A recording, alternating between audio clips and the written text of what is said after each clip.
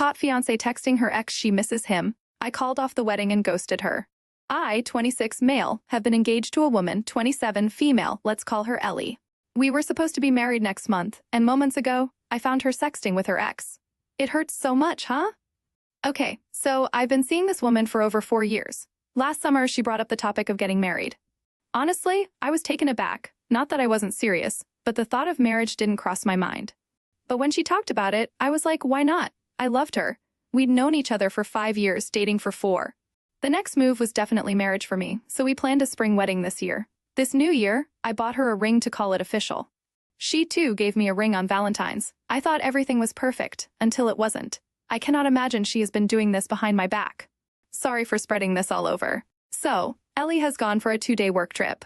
This morning while I'm working from home, we have a common PC at home. Since she works for a bank, she's not allowed to open her personal email on her work laptop, so she uses the home PC most of the time. I have my personal email logged into my office laptop. I also have a tab, so I rarely use the PC. To her bad luck, my laptop crashed and I had to use the home PC. I logged in through my email and continued with my work. I didn't notice her mailbox was open in another minimized browser. After a while, I saw an email pop up with the name Felix. Too tired to invent a fake name, so Felix, if you're reading this, screw you. I knew that Felix was her college sweetheart and her ex. They had been dating throughout their college years. The reason for the breakup she gave me was that he moved back to his country. It was almost a year after their breakup that we met, and almost a year after knowing each other, I asked her out. Once, in the initial days of our dating, I was talking about my past relationship, which didn't end well. I asked her how she felt about her past. She told me that they broke up amicably, and she wasn't bitter about her ex at all. I don't know why, but it bothered me for a while. For no reason at that time, I asked her if she was still in touch with her ex. She denied it. That was the end of the conversation. She didn't give me any reason to pester her on that point. Fast forward to today. I saw Felix's email. I plainly opened it without thinking twice, and oh my god, it made me throw up. It was an endless chain of emails, the most outrageous thing I've ever seen. This was talking about how she misses him every day, and how she satisfies herself thinking about the wild nights they had. I mostly read her replies, not his. It was about sexual pleasures, how she touches herself, and how she gets wet just by thinking about him. She describes how she wants to be touched by him. Apparently, she craves how he used to bang her back door. Her exact words were, "My hole itches to take you in. It's been ages since someone drilled that hole." I was puking after reading this. One moment I thought, was it really her, or did the account get hacked or something? But it was a long, ongoing thread for months. I can't imagine she's the woman I was madly in love with. Let me tell you, she's a liar. We occasionally go anal. In fact, she's the one who doesn't like it, saying it hurts her. I respect her choices and boundaries, and never force her into something that she's not comfortable with. And this complains about her yearning hole at this moment. I really want to bang her hard and rough and rip her butt off. 2 days back, she had emailed him, "I don't know why I'm even marrying this person when his weenie is half of yours." Huh. To this he responds, poor guy. Could you imagine the pain I went through while reading it? And even while writing this, I want to bury myself somewhere. How can I possibly face myself? That my would-be wife was talking crap about me with her ex without giving me any clue? I'm continuously pinching myself to check if this is actually happening to me or if it's just a bad dream. It's kind of funny that on the same day when she wrote that email, she said to me, "You're too big for me. You know my body so well. Booyah, you're so good in bed." This was her exact expression. And don't forget these compliments, I tell you. Does this mean she was lying to me before? This question comes up. Let me clarify. There has never been any problem in bed. She says she doesn't have a large appetite, and we do it mostly 2 to 3 times a week. She goes on a 2-day work trip every 6 months, and she comes home horny. I look forward to satisfying her after that. I really don't know what to do or how to react. Should I wait for her to return and have a confrontation before making any decision, or should I just ghost? Honestly, there's so much rage inside me right now, I feel like smashing everything and burning down the house. I have not spoken to anybody yet, not my family or my friends. I'm getting married next month. What do I even tell these people? That my would-be wife was sexting her ex while lying naked with me? I want to chase her down wherever she is, slam the screen in her face, and ask her for an explanation. Has anyone been in this kind of situation before? How did you deal with this? Man, I'm freaking out. Edit. I'm turning insane. My emotions are just so volatile. It's like a wave. One moment I think I should wait for her to come. Another moment drives me crazy, and I want to vanish into thin air. Crap. I haven't moved from this chair for the last 2 hours ever since I discovered the cheating. I guess I have wasted enough time just thinking about the situation. It's time for action. Hey OP, at least you found out before you made it official. She's got enough energy to keep up with her ex while planning a wedding. Talk about multitasking. And then there's Felix. The guy moved countries to get away, yet still manages to worm his way back into her inbox. What a guy. Well, I think the only thing you can do is leave, cancel the wedding, and when people ask why and what's going on, tell them the truth. She just can't let go of the past. You deserve someone who's all in, front and back, mind and heart. Update 1. Hello, thanks fellas. I shut down the PC and then reopened this sub from my phone 6 hours later, and boom, 50 plus comments. Sorry for not being able to reply to each one of you, but I want to thank all of you who made an effort to read my mumbo-jumbo story and comment and advise. Some of you picked up on me saying I was never engaged. How could I call her my fiancée? I didn't know what social structure you guys follow, but in our case, since we were about to get married and we exchanged rings, I considered myself to be engaged. People asked me if there were any red flags. No, hell no. No red flags at all. She was the one who brought up the topic of marriage. In the last 4 years of dating, there was not a single sign of deceit. It was a perfect relationship. That's what she made it look like. That's the reason I was so much in shock. My first relationship also ended with my girlfriend cheating on me, but it wasn't a shocker because she displayed the red flags all openly. I caught her cheating at her very first instance. Hence, in this relationship, I always kept my eyes and ears open. Talking about updates, so yeah, like most of you suggested, I ghosted. There was nothing left to be confronted with after reading those long threads and emails. I want to thank a particular user for a kicker suggestion. I downloaded the emails and forwarded them to my phone.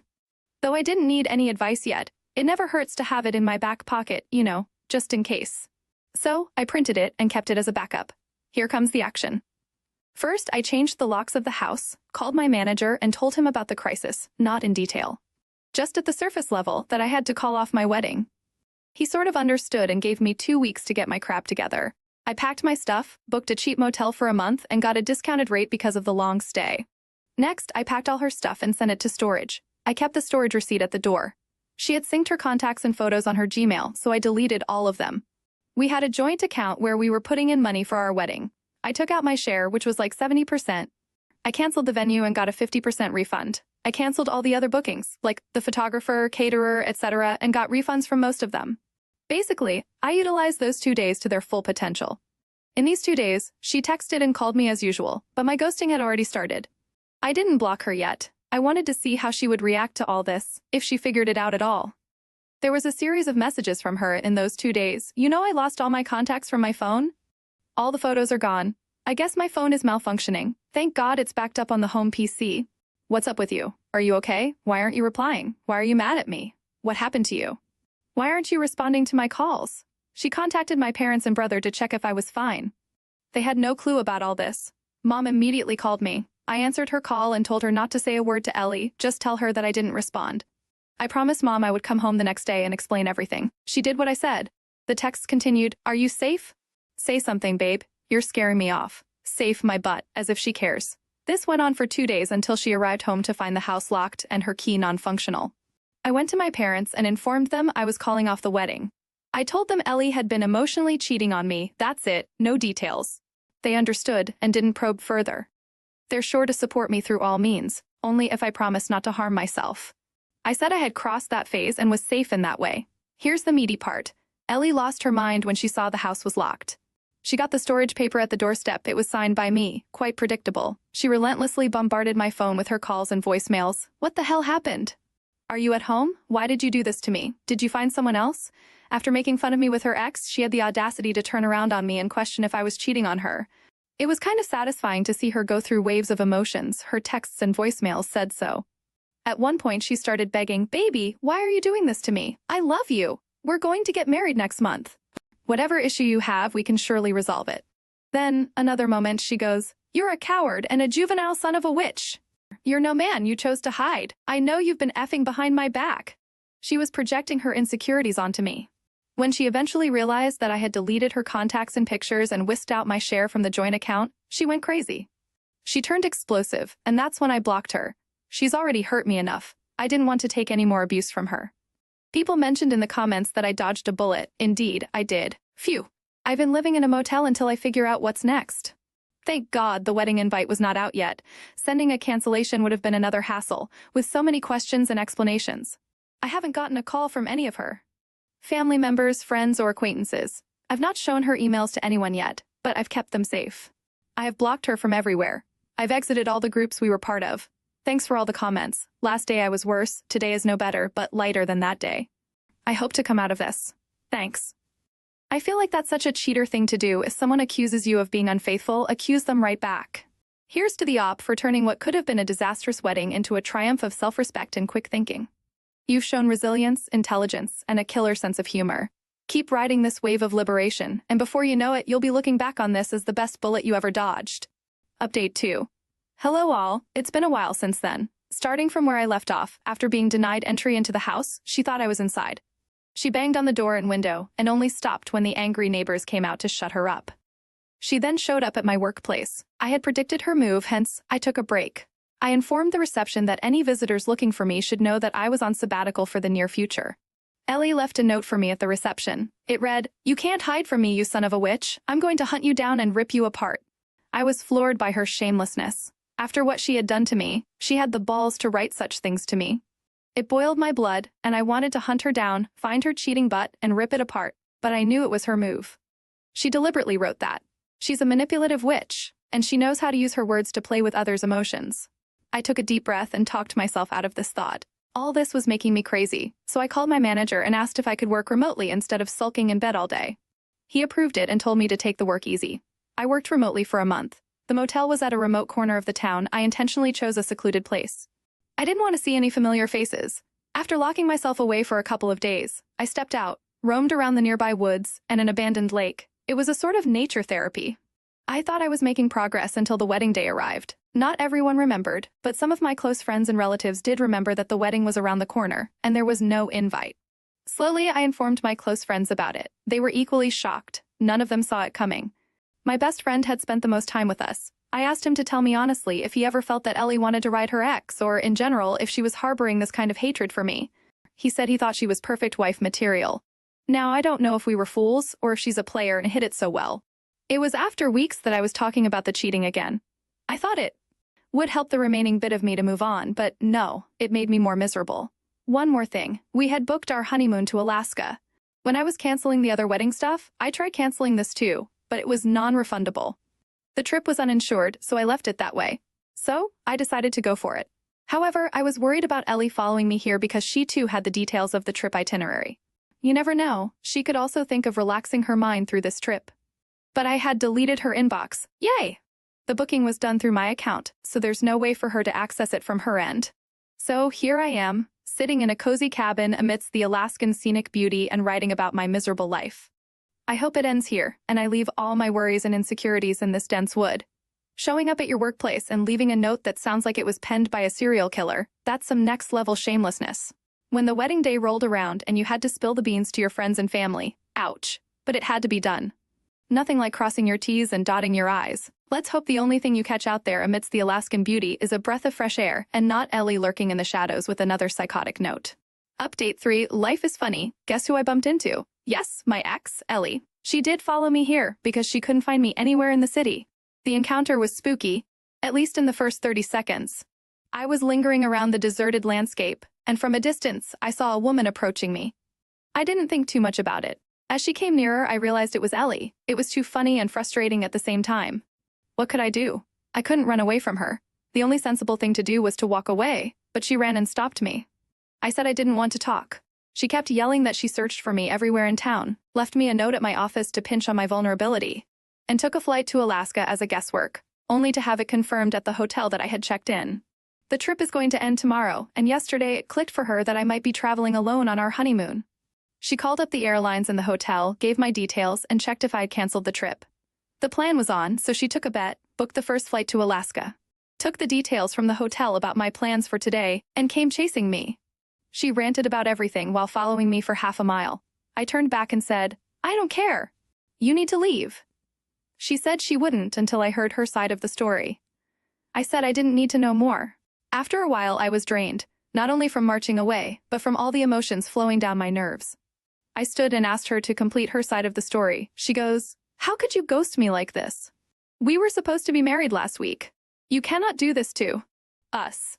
If there was something bothering you, we could have sat and discussed it. Have I ever ignored your feelings? No, right? You cannot break up with me just for this trivial matter. I'm turning 28 in 3 months.